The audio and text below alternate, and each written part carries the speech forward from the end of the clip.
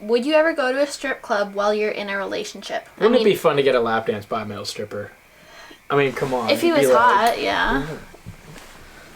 You'd love that, girl. Come on. Hey guys, my name is Emma. Welcome back to my channel. I post every single Monday, Wednesday, and Friday at 11 a.m. Pacific Standard Time. So make sure you turn on those notifications so you don't miss a single video. I'm here again with my boyfriend, Tyler. How's it going, guys? And today, attention girls and guys actually who want to get inside a guy's mind, I'm going to be asking him a bunch of questions that girls are afraid to ask guys. So we're going to really dig deep into his brain, get some real guy answers. And not saying that you're average, but I feel like he's kind of a typical guy. So I think a lot of his answers will be what's like applicable to what other guys think. You feel me? Yeah, I do. I mean, I am a pretty typical guy, honestly, so. Why you look so short?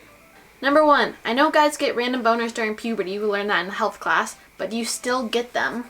Do you ever get random boners? No, not really, to be honest. I honestly think that that's just more of a puberty thing to get random boners. I mean, and it's a tough thing to go through, you know, to be honest. I mean, it can be pretty embarrassing. I've never gotten caught, but just be careful for you boys going through puberty.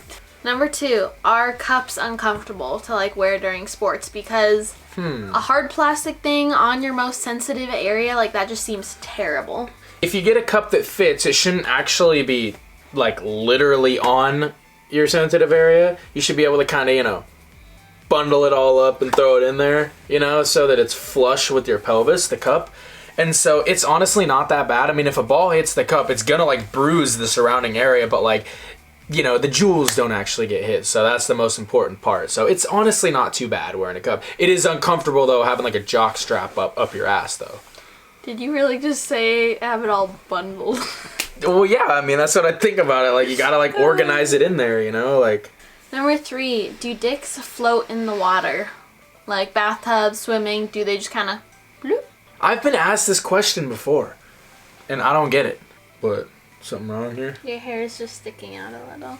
Personally, I have no idea whether it floats or sinks. I've never paid attention, but I will look next time, and I'll get back to you guys, I guess. I mean. Good to know. Number 4, do you guys talk about like getting married and having kids and all that cute stuff with your guy friends? My friends and I, we don't necessarily consider that super like cute. We consider it more kind of like nerve-wracking. At least for me and the people I know, it's a nerve-wracking thing, you know, to get married, have kids and a family. So I think it's something we kind of shy away from. But there are a couple friends that I talk about that stuff with, but they're the ones that have been in longer relationships as well. Like, you know, we've been in a decent relationship, and so it becomes decently long. So it becomes, you know, less scary as you've been in a longer relationship because it's more of like a real thing that might happen to you someday. Will happen to you someday. Thank you. Of course. Number 5, do guys notice when girls don't shave their legs for a while? Yeah. You feel it, or do you just not notice? No. You definitely notice. Like, if I feel your leg or whatever and it's not like shaved, you notice. It's just like, you know. Do you care? I personally do not care that much. I mean, I definitely care though after a while, to be honest. I mean, it's definitely a turnoff if you're looking like Sasquatch or something down there. But like at the same time, it's like, you know, if it's just been a few days, I mean, come on, you know, life happens. You know, if you can't shave your legs like every few days, I don't care. I mean, you know, you're busy. You have things to do in life. Yeah, it's kind of a pain if you think about it. Guys shave their face. Society tells girls to like shave their entire bodies. It just takes forever.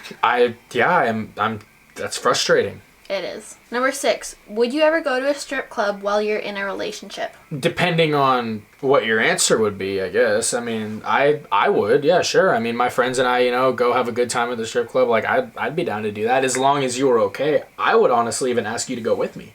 I mean, come on, she could come with me too. You know, we could find her a dancer. I can have a dancer. We can have a good old time. Gosh. I feel like this honestly depends on the couple and like what the girl thinks. Like, personally, I would trust you 100% if you went with your guy friends, as long as you didn't like overdo the drinking, you know. Judgments aren't clear when you're drunk, and I would just be nervous, honestly. But if you weren't, I think it'd be fine. Wouldn't it be fun to get a lap dance by a male stripper? I mean, come on. If he was hot, yeah. You'd love that, girl. Come on. Alright, number 7. Do you prefer the guy or the girl to make the first move? I personally would prefer to make the first move because that means that I know I wanted to make the move. Yeah, when I make the first move, I personally like to make sure that the girl's, you know, kind of into it first. I'm not just going to dive in on a girl, like, and I like to be able to kind of feel the situation out and be like, ooh, okay, she's been eyeing me, like, she's definitely been a little bit flirty with me, you know, this'll go good. I would like to be the one to make the first move, yeah. That's how we went. Like, we were laying in the back of the truck, and I was kind of, like, looking up at him all close, like, I think he knew, and then he went for it, so it was kind of mutual, which I think is good, because, like, obviously you both want to be into it, so there's not that awkward rejection. Yeah, that's...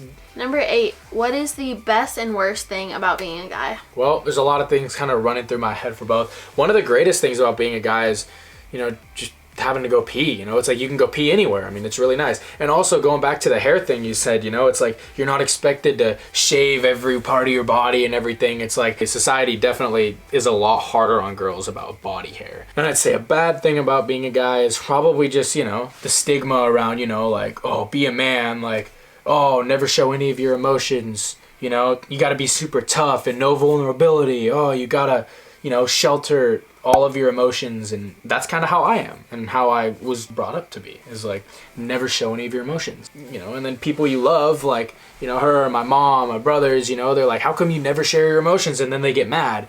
But then other people are like, don't share your emotions. So there's like two sides, you know, coming at you. So it can be frustrating. Yeah, it definitely seems like it. Number 9, do you prefer makeup or no makeup? I wouldn't necessarily prefer a specific one. It's more just like situational, you know. So say we're hanging out at the house or gonna work out or whatever, totally no makeup, you know, just kind of kick it and chill. Like, you know, say we're going out to like a nice expensive restaurant and, you know, we're trying to turn some heads, make people be like, ooh, they're sexy, you know, like, yeah, you know, you wear makeup, do your hair, and I'm gonna do my part, you know. I'm gonna, you know, put on the cologne, put on the, you know, get my hair looking all good, get good clothes on. Do you guys stalk your crush's Instagrams? I have, yeah. I mean, and when I say stalking, I don't mean like on it every day. I mean more like I go onto her feed once, look through, you know, probably 5-10 pictures just to figure out who she is. You know, it's like, what does she look like in multiple different pictures? What is her lifestyle? Because on Instagram, you can kind of look at someone's comments and you can look at their, you know, just general stigma and like figure out who they are. Who do guys usually talk to when they need relationship advice? I think guys talk to their friends a lot and, you know, maybe their parents. But I think talking to your friends is kind of, you know, it could be good or bad. It's like, it depends on your friend group and whether they're supportive or toxic, you know. If you have supportive friends, yeah, they'll probably give you really good ideas. But if you have jealous, toxic friends, then they might really steer you in the wrong direction. So you got to be kind of careful with that and just make sure that, you know, you really know who you're talking to. And most of the time your parents want what's best for you. So I think that asking your parents overall is a good idea, you know. Like, mama knows best. And honestly, it's true. It's like, you know, your parents will really tell you what's good for you. And your brothers too, or sisters, you know, your siblings, because they're more your age group, you know. So they kind of like know what it's like to be that age. And that's a really important thing to ask too. Would you rather your wife turn out to be like a partier or like a chill mom?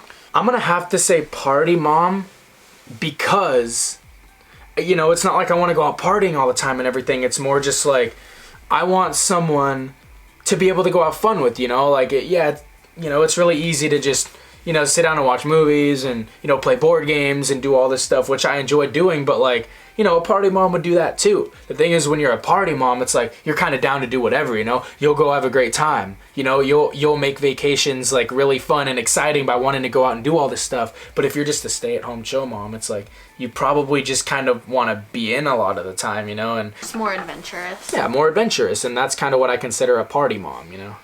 All right, last question. Go ahead and let me know if you guys want a part 2. We'll definitely do that for you guys. Would you rather date a know-it-all or an airhead? A know-it-all. I would rather be told what to do. You don't get too ahead of yourself. I'm definitely a know-it-all. Well, you're a know-it-all more than an airhead, but I think so am I.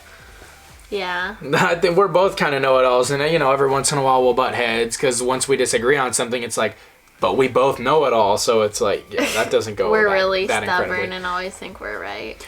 But yeah, I would much rather a know-it-all, because you know what? I don't want to date someone who doesn't know anything. Especially if it's like your wife. Like, no, you don't want to have to tell her everything in life. You want to just be able to know that you have a smart wife who probably has her best interest in like making you guys a good life. Yeah, intelligence is attractive, and I'd definitely rather be over the top that way than over the top that way. Yeah, 100%. And I would much rather you telling me what to do than me always having to have the responsibility of telling you what to do. Alright guys, well thank you so much for watching. If you have any other video requests, leave them down below. Make sure to like this video because it really helps me out. And make sure to subscribe so that you can see more of my videos. Alright guys, have a great day, make someone smile, and I'll see you guys next time. Bye!